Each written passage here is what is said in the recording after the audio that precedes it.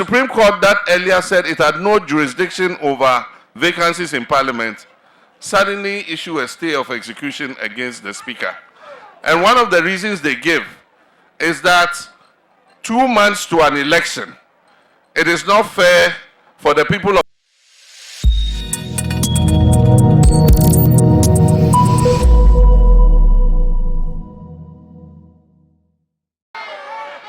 one of the most important things that gives any country peace is justice.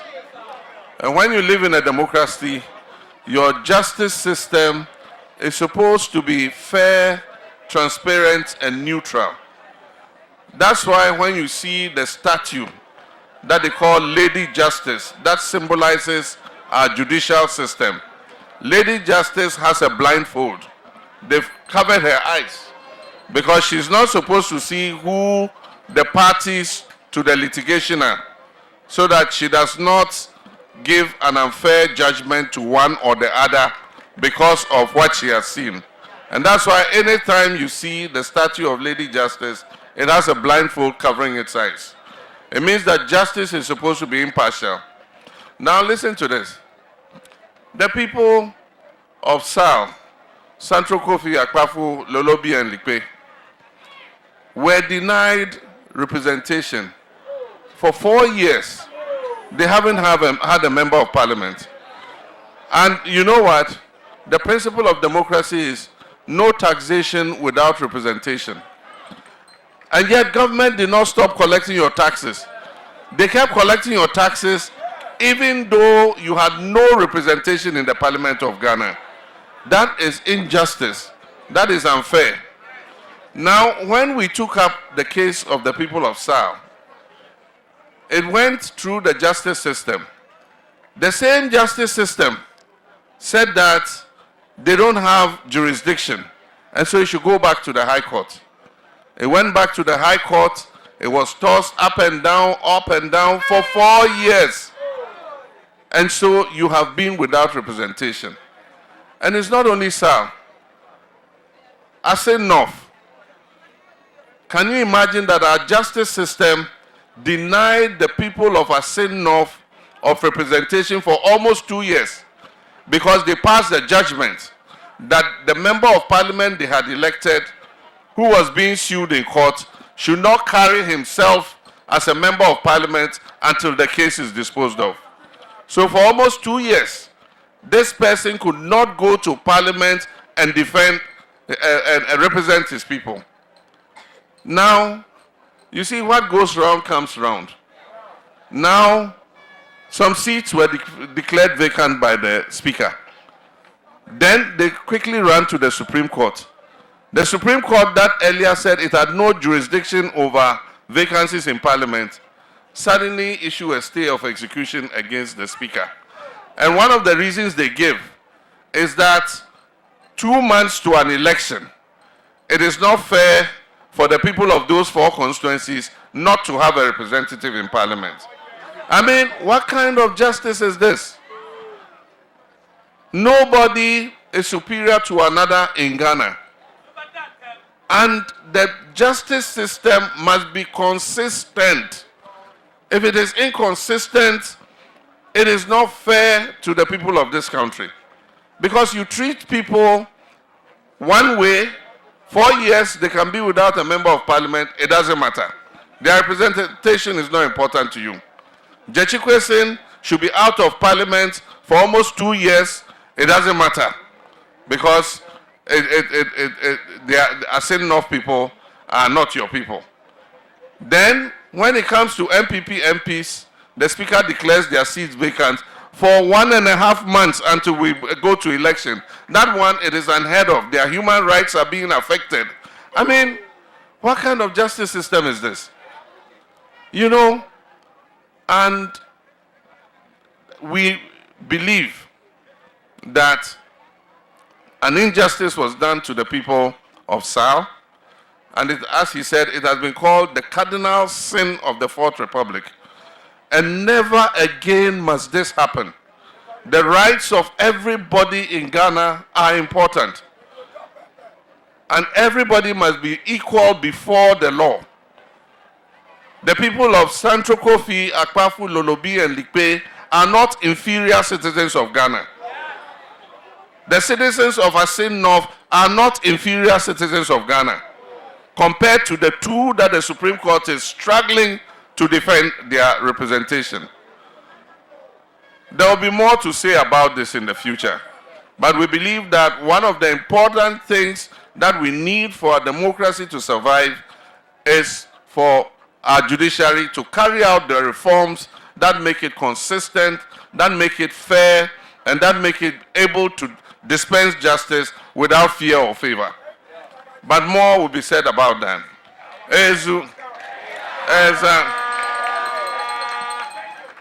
I want to thank you all for waiting for us. You see, this district is one of the most deprived districts in the country. Even though it has a lot of opportunity, it produces a lot of agricultural produce for the markets. And yet, the roads are some of the worst in the whole country.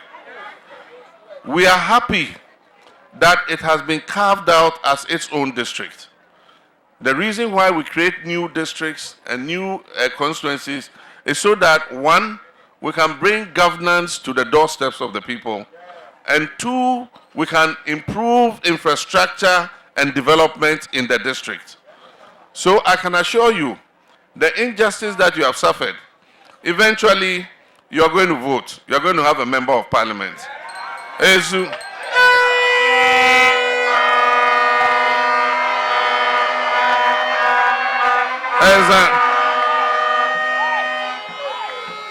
The next NDC government is going to pay attention to this Guan district.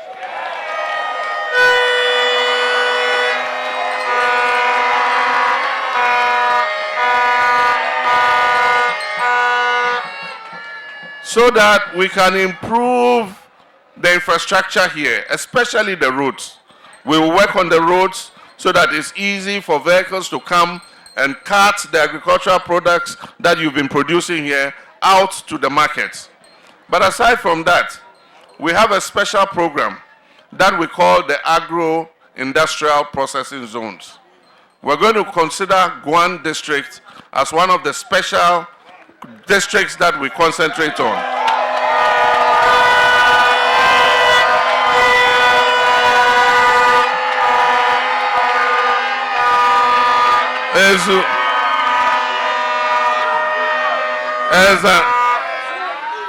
We're going to create an agro-industrial zone. We're going to encourage the private sector, with support from government, to set up a factory here to buy all the ginger that you produce and process it for the market.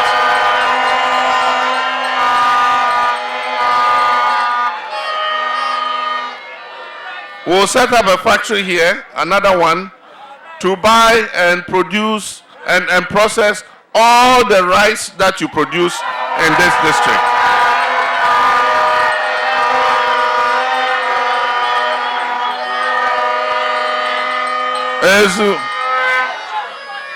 And we're going to set up a factory here to buy and process all the cassava that you are producing here.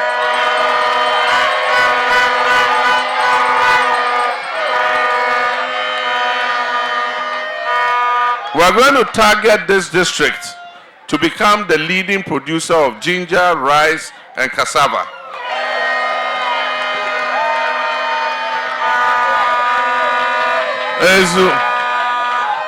But aside from that, we're going to support you, those who have the land, to put some of that land under more cocoa production.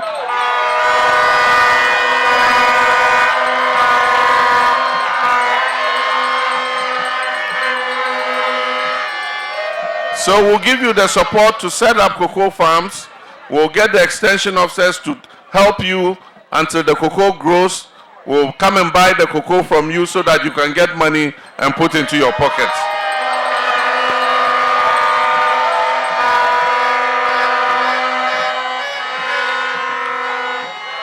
We're also going to encourage the growing of oil palm. So those of you who have land and want to do oil palm, we'll give you the seedlings, you will plant it, We'll give you the technical advice how to do your farm so that you can begin to benefit from it.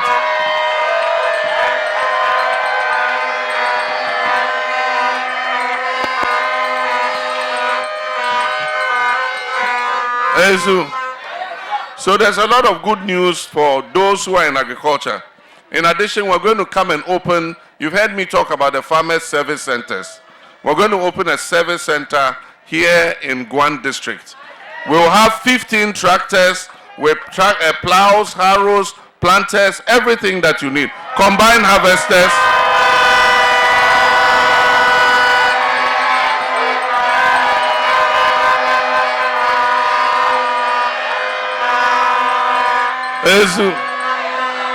We're going to bring combined harvesters so that you can harvest your rice easily. We're going to bring planters, we'll bring fertilizer, we'll bring weedicides, everything that you need for agriculture will be at the Farmers Service Center.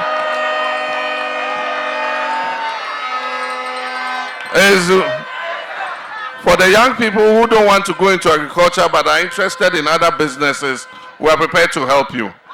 If you want to become a baker, we'll help you to set up your bakery. We'll give you the ovens, we'll give you the flour, we'll give you the capital so that you can start baking bread, meat pie, and other things and selling.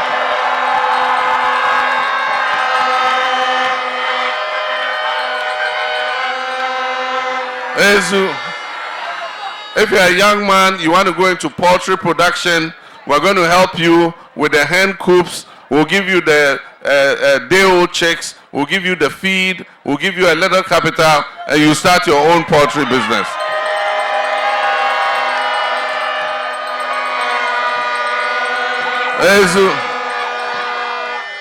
We're going to help 10,000 young people to set up their businesses every year.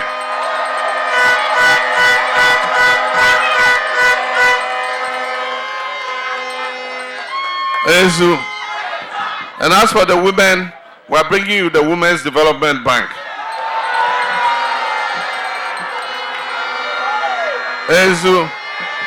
So all our women who trade in agricultural products, all our women who cook food for us to eat and all that, when you get 1 cedi, you go and put it in the bank. When you get 2 cedis, you go and put it in the bank. The day you want a loan, you go and ask the bank. Don't ask for any collateral. Don't ask you to go and bring your land document or anything.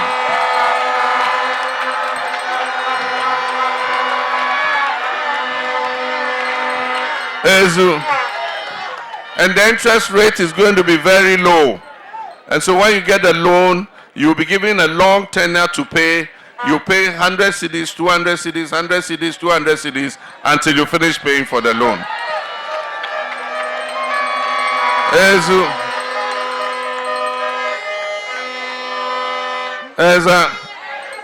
We also, because of the 24-hour economy, we have to improve safety and security in the country. So we have to employ more policemen, more immigration, more customs, more fire service, more prisons.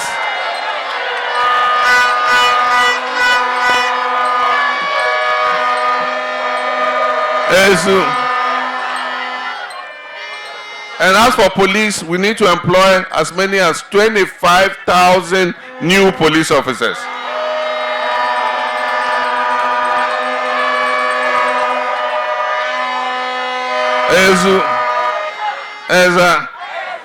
And so we are decentralizing the recruitment. We're not going to sit in Accra and recruit. We're going to come region by region to all the 16 regions and we'll recruit so that all of us have an opportunity to join the services.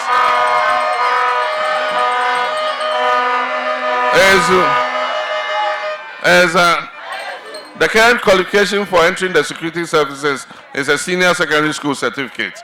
But apart from a senior secondary school certificate, we're going to introduce vocational certificates. So if you are NVTI, you have a vocational school certificate, you are a dressmaker, you are a plumber, you are a carpenter, you are a mason, you are a driver, you are whatever, you can also join the police service.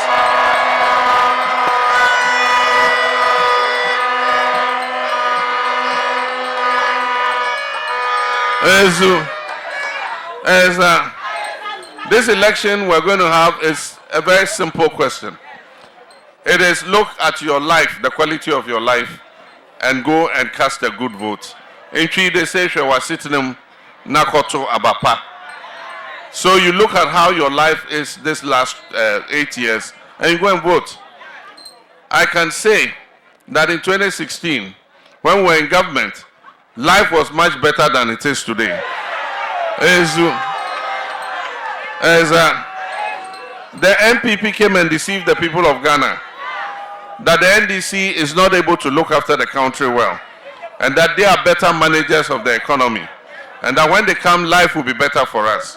So the question you have to ask yourself, when NDC was in government, that government they say was a bad government.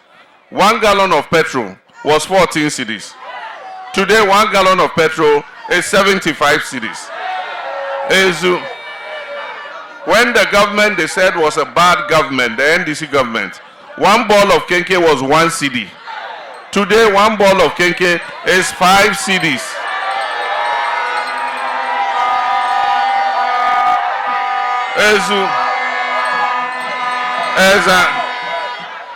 When the NDC government was in office, young people, young boys and girls, they could leave their father's house and go and build 2 rooms and move in and go and stay there, because a bag of cement was 24 cedis. Today, a bag of cement is 110 Ghana cedis.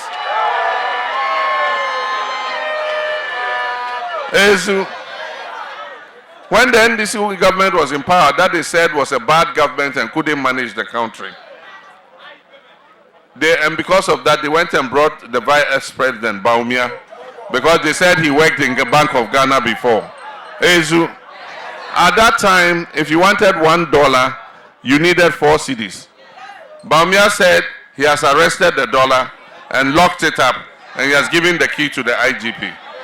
So among the 5 questions I asked him, one of them was, why has the dollar moved from 4 cedis to $1 to 17 cedis for $1?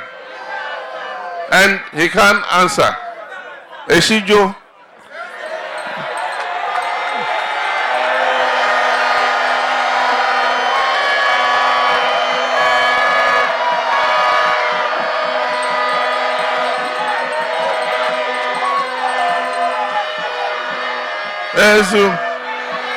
He can't answer.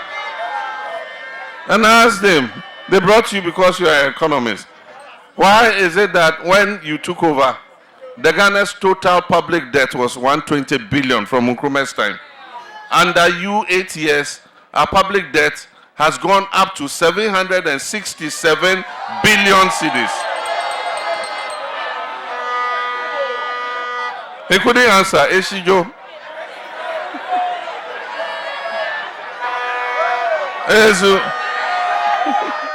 And yet, he was the one asking my vice president, Mr. Atta, 170 questions. We've asked you just 5 simple questions, and you can't answer. You're running away. You say I should come for a debate before you answer. When you ask the Mr. Atta